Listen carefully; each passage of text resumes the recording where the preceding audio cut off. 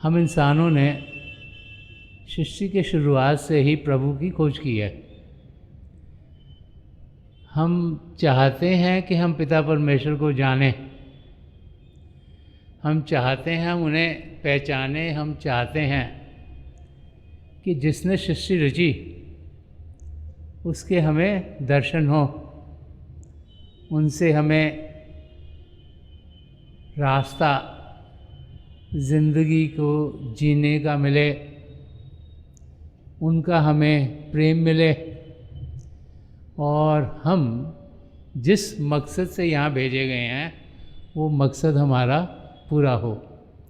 तो इंसान सृष्टि के शुरुआत से ही इस खोज में लगा है कि प्रभु कहाँ हैं, उन्हें कहाँ ढूंढें, कहाँ जाएं, उन्हें ढूंढने के लिए क्या करें, उन्हें ढूंढने के लिए। तो ऐसे ही एक वाक़या है। एक शिष्य था जो कि प्रभु को ढूंढना चाहता था। शिष्य कहें, जिज्ञासु कहें, सीकर। बड़ी उसने खोज की और उसे पता लगा कि एक संत महापुरुष हैं जो प्रभु से मिले हुए हैं। तो उसे लगा कि मैं उनके पास जाऊं, उनसे पूछूं कि अगर वो प्रभु से मिले हैं तो उसे भी रास्ता बताएं कि वो खुद पिता परमेश्वर से कैसे मिल सकता है। तो संत महापुरुष के पास गया, उनसे उसने प्रार्थना की कि आप मुझे वो रहस्य बताएं जिसके ज़रिए मैं भी पिता परमेश्वर के दर्शन कर पाऊँ। तो उन्होंने उससे कहा कि ठीक, तुम मेरे साथ चलो। जहाँ वो थे अंदर की ओर ले गए, एक ऐसे कमरे में जो किताबों से भरा होता, लाइब्रेरी थी उनकी अपनी। बीच में कमरे के एक मेज़ पड़ा हुआ था। तो उन महापुरुष ने एक किताब यहाँ से उठा के मेज़ पे रखी, एक यहाँ से उठा के रखी, एक यहाँ से उठा के रखी, एक यहाँ से उठा के रखी। किताबें एक एक करके मेज़ के ऊपर रखनी शुरू कर दी। तो जो जिज्ञासु था उसने सवाल किया, उनका, मैंने तो किताबें बहुत पढ़ी हुई हैं, तो मुझे आप किताबें अगर पढ़ने को दोगे तो किताबों से तो मुझे प्रभु मिले नहीं। महापुरुष ने उसकी सुनी अनसुनी कर दी और किताबें उठा उठा के रखते रहे। बहुत सी किताबों का ढेर लग गया। जब किताबों का ढेर लग गया और जब उन्होंने सब किताबें निकाल के रख दी जो उन्हें लगा कि इसे चाहिए, तो उसने देखा कि एक एटलस था, कुछ किताबें साइंस के ऊपर थी, जो कि प्लांट्स की क्या लाइफ होती है, पेड़ पौधों की क्या लाइफ होती है, उनके बारे थी। कुछ किताबें थी जो कि जानवरों के ऊपर थी, कुछ परिंदों के ऊपर थी। कुछ किताबें ऐसी थीं जो हिस्ट्री के बारे में थी। कुछ फ़ोन बुक्स थी जो अलग अलग सिटी में लोग रहते थे, उनके नाम और फ़ोन नंबर थे। ऐसे तरह तरह की अलग अलग किस्म की वहाँ पर किताबें थी। तो संत महापुरुष ने उसे कहा कि ये किताबें तुम ले जाओ और ये तुम्हें रास्ता दिखाएंगी प्रभु को पाने के लिए। तो उस जिज्ञासु ने कहा, इन किताबों को तो ले जाने के लिए मुझे ट्रक चाहिए, इतनी सारी किताबें आपने मुझे दे दी। ये ऐसा समय है जबकि इलेक्ट्रॉनिक्स बढ़ गई थी। तो संत महापुरुष ने कहा कि ये सब ई बुक्स में मिलती हैं, तुम क्या करें, इनको डाउनलोड कर लो अपने कंप्यूटर में, तो तुम्हारे लिए आसान हो जाएगा, इतनी मुश्किल भी नहीं होगी। तो तुम आसानी से इनको डाउनलोड कर लोगे और तुमको यहाँ से उठा के लेके नहीं जानी पड़ेंगी, सारी की सारी ई बुक्स में अवेलेबल हैं। और मैं चाहता हूँ कि इन किताबों में जो जो भी नाम आते हैं, जिस जिस किस्म के जानवर हैं उन सबको तुम मिल के आओ, जिस जिस किस्म के परिंदे हैं उन सबको तुम मिल के आओ, जिस जिस किस्म की मछलियाँ हैं उन सबको तुम मिल के आओ, जिन लोगों के नाम इन फ़ोन बुक्स में लिखे हैं तुम सबको मिल के आओ। और जहाँ जहाँ भी कोई भी जीव है, मैं चाहता हूँ कि तुम यात्रा पर जाओ और उनको मिल के आओ। तो जिज्ञासु ने कहा ये तो पॉसिबल ही नहीं है, 7 बिलियन से तो ज़्यादा लोग रहते हैं, तो सबको मैं कैसे मिलूँगा, और इतने सारे जानवरों को और मछलियों को कैसे मिलूँगा। तो उन्होंने कहा तो जितने को मिल सकता है मिल, फिर जब कहीं पे आधे रास्ते पे पहुँचेगा फिर मेरे को कांटेक्ट करना, फिर मैं आगे बताऊँगा क्या करना है। अब उसने सोचा कि अब इन सब लोगों को तो मिलना बड़ा मुश्किल है, अब जानवरों को कहाँ, जंगलों में ढूंढो, क्या करो। उन्होंने कहा ठीक है, इलेक्ट्रॉनिक्स का टाइम है, गूगल का इस्तेमाल करो। तो सबको गूगल करो किस किस्म के जानवर हैं, जितने किस्म के जानवर थे सबकी उसने जानकारी पानी शुरू कर दी। गूगल करा, जितने भी परिंदे थे उनकी जानकारी पानी शुरू कर दी। फ़ोन बुक्स में फ़ोन नंबर थे, लोगों को कॉल करके उनसे बातचीत करने की शुरू की। तो लोगों ने उसको पूछा कि हमको फ़ोन क्यों कर रहे हो। तो उसने कहा कि मुझे ऐसे ही बताया गया है कि मैं आपसे बातचीत करूं, उसके बाद मुझे पता लगेगा कि पिता परमेश्वर को पाना कैसे है। अब जब वो ये चीज़ें कर रहा था और उसे ये भी बताया गया था कि एटलस है, हिस्ट्री के बारे में बताया गया था उसे, तुमने जानकारी पानी है और अलग अलग जगहों पे जाना है और वहाँ पर देखना है क्या वहाँ पर हो रहा है, किस किस्म के लोग रहते हैं, उनकी कल्चर्स क्या हैं। तो थोड़ी जगह वो गया, कुछ उसने इलेक्ट्रॉनिकली पता करने की कोशिश की, उसे लगा कि मेरा आधा काम हो गया।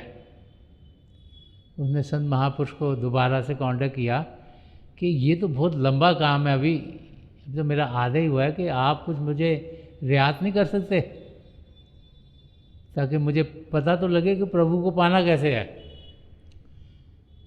तो उन्होंने सोचा कि अच्छा ठीक है, तो क्या कर सबको, अगर इतने लोगों को तुम नहीं मिल सकते तो क्या करो कि हर एक कल्चर के किसी ना किसी को मिलो, हर एक जो रिलीजन्स को फॉलो कर रहे हैं उनके लोगों को किसी ना किसी को मिलो, जितने भी एज ग्रुप हैं, छोटे बच्चे, नौजवान, बुजुर्ग, उनको मिलो, जो जो अलग अलग भाषाएं बोलते हैं उन लोगों को मिलो, ताकि अगर सबको नहीं मिलता था हर एक कैटेगरी में से थोड़े थोड़े थोड़े लोगों को मिलके तो फिर वापस आना।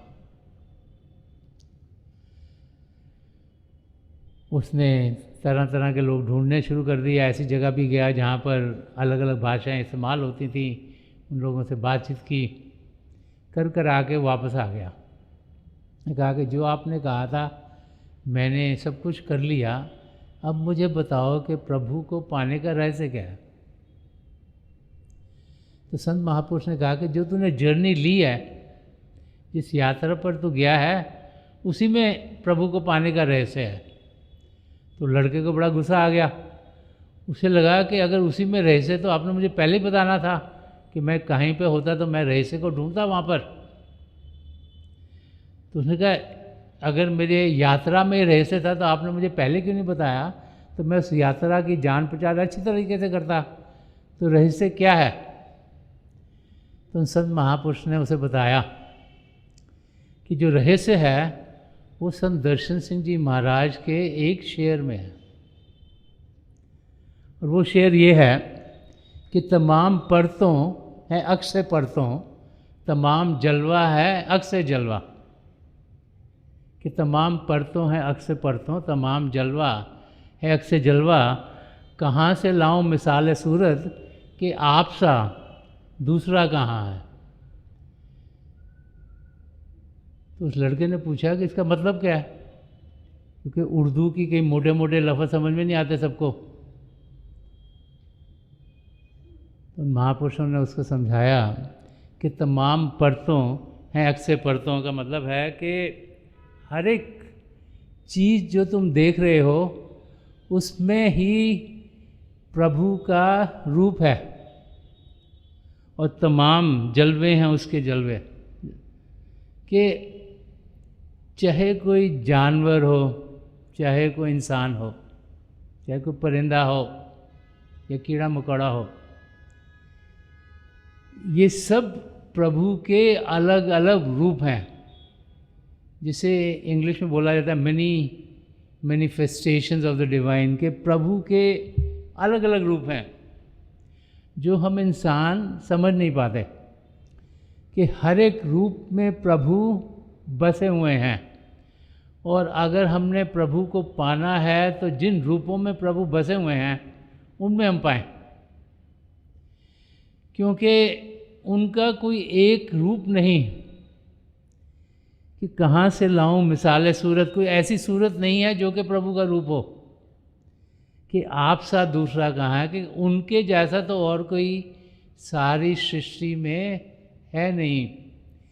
लेकिन वो सब में बसे हुए हैं, अलग अलग रूपों में बसे हुए हैं, उनके अंदर हम उन्हें पा सकते हैं। और फिर उन संत महापुरुष ने उसे ये भी समझाया कि एक और मैं तुम्हें शॉर्टकट देता हूँ, कि जैसे तुम प्रभु का रूप हर एक के अंदर पा सकते हो, ऐसे ही तुम प्रभु का रूप अपने अंदर भी पा सकते हो। जैसे प्रभु हर एक जीव में बसे हैं, वैसे ही प्रभु तुम्हारे अंदर भी बसे हैं।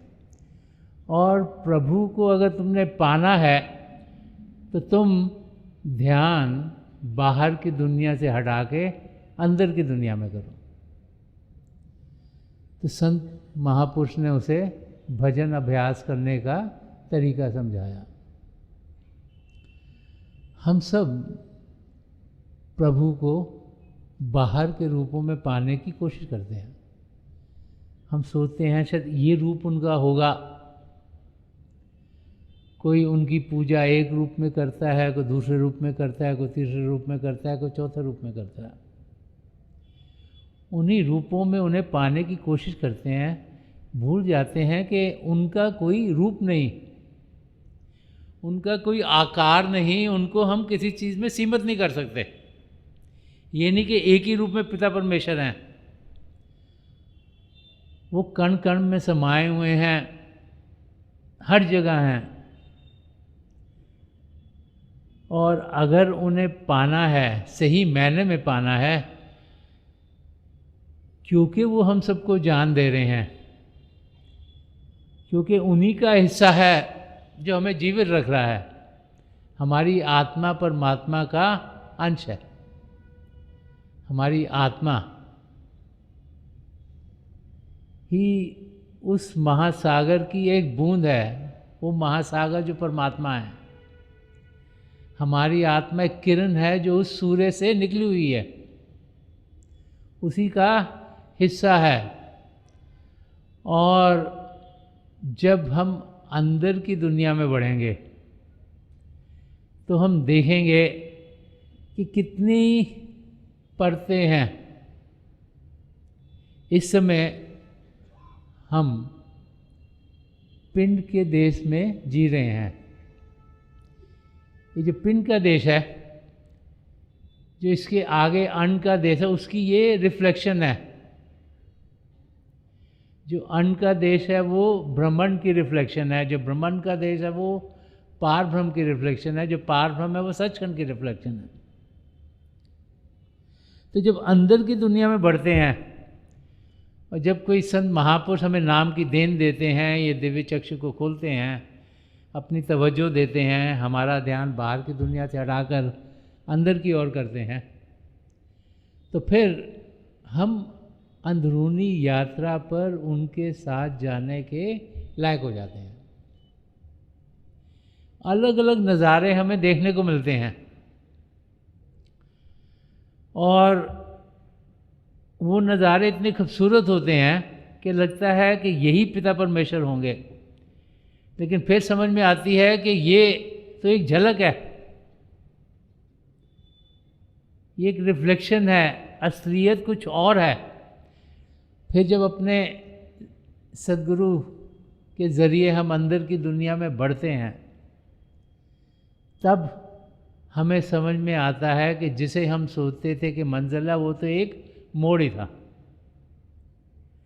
क्योंकि हमारे भीतर और खूबसूरती और आनंद और शांति और प्रेम इतना भरा हुआ है कि जब तक उसका हम अनुभव ना करें हमें समझ में नहीं आती कि इससे बेहतर भी कुछ हो सकता है।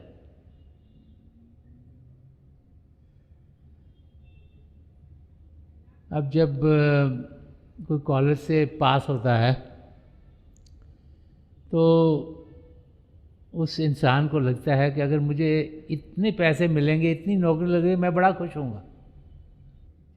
तो जब एक लेवल पे होते हैं तो दूसरी लेवल लगता है ये यहाँ पे पहुँच जाएंगे तो बहुत हो गया, वहाँ पे पहुँचते हैं तो लगता है और आगे पहुँच गए तो बहुत हो गया, वहाँ पहुँचते लगता है क्यों, क्योंकि कोई लिमिट नहीं है। ऐसे ही अंदर की दुनिया में जब जाते हैं तो किसी चीज़ की कोई सीमा नहीं है, और इसीलिए बार बार बार समझाया जाता है कि जब हमें मदद मिलती है अंदर की दुनिया में जाने की तो हमारे सद्गुरु को मालूम है कि हमारे लिए क्या अनुभव बेहतर है। हमारे सद्गुरु को मालूम है कि क्या हमारी ज़िंदगी में ढलना चाहिए और किस प्रकार ढलना चाहिए, और उनकी मदद से हम फर्शों से अर्शों तक पहुंच जाते हैं। वो चाहते हैं कि हम असलियत को जानें, वो चाहते हैं हम अपनी मंजिल की ओर बढ़ें, वो चाहते हैं कि हम उस मुकाम को पाएं जिसको पाने के लिए पिता परमेश्वर ने हमें यहाँ भेजा है। और वो जानते हैं कि हम में से हर एक उस मुकाम को पा सकता है। उसके लिए ज़रूरी नहीं कि हमारे पास पैसे हों बहुत, ये भी ज़रूरी नहीं कि हम बहुत पढ़े लिखे हों, ये भी ज़रूरी नहीं कि हम किसी बहुत ऊंचे ओहदे पर हों। तो चाहिए क्या? एक लगन, अपने अंदर असलियत को जानने की, पिता परमेश्वर को पाने की, और फिर रोज़ाना बाकायदगी से अंदर की दुनिया में कदम बढ़ाने की। प्रभु को पाने का रास्ता सरल है, लेकिन इसमें हमारी तरफ से हमें मेहनत करनी पड़ती है कि हम बाकायदगी से समय निकालें ताकि बाहर की दुनिया से ध्यान हटे, जो हलचल की दुनिया है, जो हर पल हर क्षण कुछ न कुछ तनाव हमारी ज़िंदगी में लाती रहती है, उससे ध्यान हटे। हम अंदर की दुनिया में बढ़ें, जो सुकून की दुनिया है, जो शांत दुनिया है, जो हमें अपनी मंजिल की ओर बढ़ाएगी, जो हमें असलियत का अनुभव कराएगी, जिसके ज़रिए हम अपनी मंजिल की ओर तेज़ी से बढ़ पाएंगे। हम सब इस धरती पर प्रभु की रज़ा से आए हैं। प्रभु ने चाहा है तभी हमें मानव चोला मिला है। प्रभु ने इसमें सब पदार्थ दिए हैं जो हमें चाहिए अपने आप को जानने के लिए और पिता परमेश्वर को पाने के लिए। सब कुछ हम सबके अंदर है। हम सबको ये यहाँ से एक शिव नेत्र दिया गया है। ये नहीं कि ये अमीर है इसको मिल गया, गरीब को नहीं मिला, ये नहीं है एक देश से आया ये दूसरे देश से हो गया इसको मिल गया। हम सबको पिता परमेश्वर ने वो सब दिया है जो हमें चाहिए प्रभु को जानने के लिए। जो सन्मत का रास्ता है वो हमें यही समझाता है कि 75% जो हमारी ज़िंदगी है वो पिछले कर्मों के लिहाज से चलेगी, लेकिन 25% हम सबके ऊपर निर्भर है। हमें प्रभु ने वो खुल दी हुई है कि हम क्या करना चाहते हैं। क्या हम प्रभु की ओर बढ़ना चाहते हैं कि हम दुनिया में ही अपना नाम कमाना चाहते हैं।